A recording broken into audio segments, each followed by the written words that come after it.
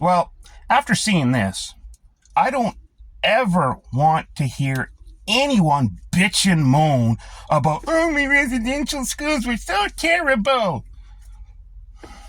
Hey, all. Godfather here. It's been a while. I'd love to say I was busy doing very important things, but I'm not going to lie.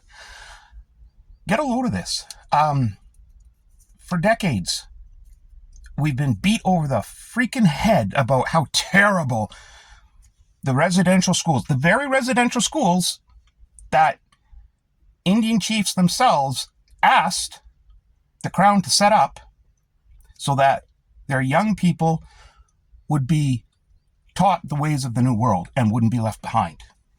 Keep that up there. But we've been beat over the head about how terrible they were. How terrible they were. Well, how about how terrible native schools are?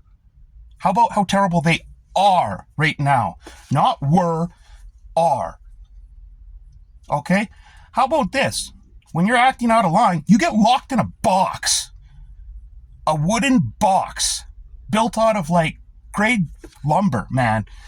Like 2x4s and 1/2-inch plywood. A box. You get locked in a box. I can't stress that. It's a box. It's a box with a lock on it. I don't even know if they drilled like air holes in it. It's just a box.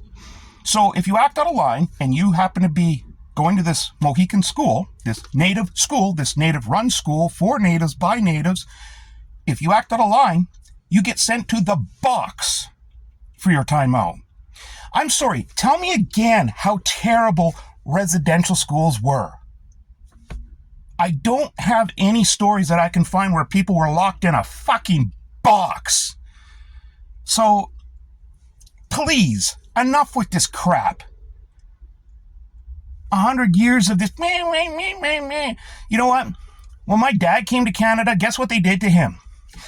They prevented him from speaking his language. They took that away from him. They took his name away from him because it wasn't anglicized. So they gave him an anglicized name that isn't even part of his actual name.